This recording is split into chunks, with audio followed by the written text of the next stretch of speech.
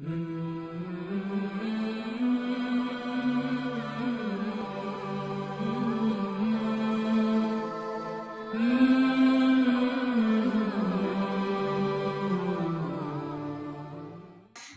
بلال حبشی رضی اللہ تعالیٰ عنہ سے ایک صاحب نے پوچھا کہ حضور اقدس صلی اللہ علیہ وسلم کے اخراجات کی کیا صورت ہوتی تھی؟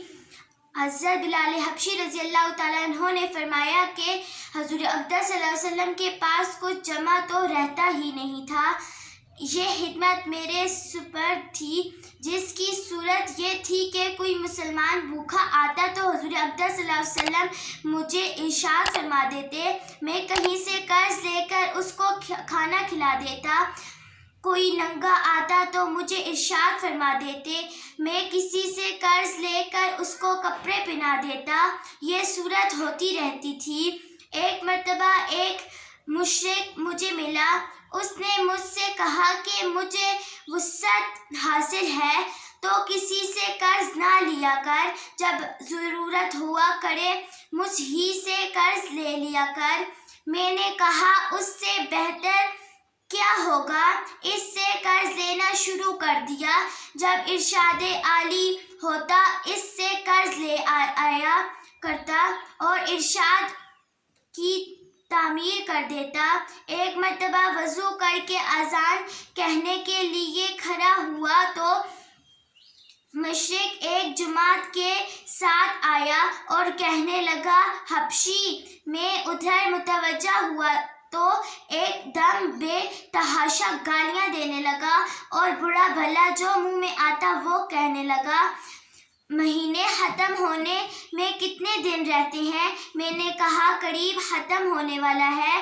کہنے لگا کہ 4 دن باقی ہیں، اگر مہینے کے ختم تک میرا سب قرضہ ادا نہ کیا تو تجھے اپنے قرضے میں غلام بناؤں گا اور اسی طرح بکریاں چراتا پھرتا جیسا پہلے تھا۔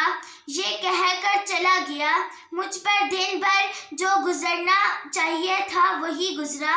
تمام دن رنج و صدمے میں رہا اور عشاء کی نماز کے بعد حضور اقدس صلی اللہ علیہ وسلم کی خدمت میں تنہائی میں حاضر ہوا اور سارا قصہ سنا دیا اور عرض کیا، یا رسول اللہ، نہ آپ کے پاس اس وقت ادا کرنے کو فوری انتظام ہے اور نہ کھڑے کھڑے میں کوئی انتظام کر سکتا ہوں، وہ ذلیل کرے گا، اس لیے اگر اجازت ہو تو اتنے قرض اترنے کا انتظام ہو، میں کہیں روپوش ہو جاؤں گا۔ جب آپ کے پاس کہیں سے کچھ آ جائے گا میں حاضر ہو جاؤں گا۔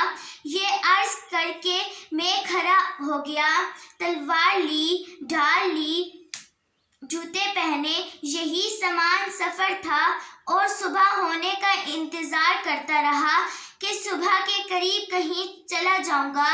صبح قریب ہی تھی کہ ایک صاحب دوڑے ہوئے آئے کہ حضور اقدس صلی اللہ علیہ وسلم کی خدمت میں جلدی چلو۔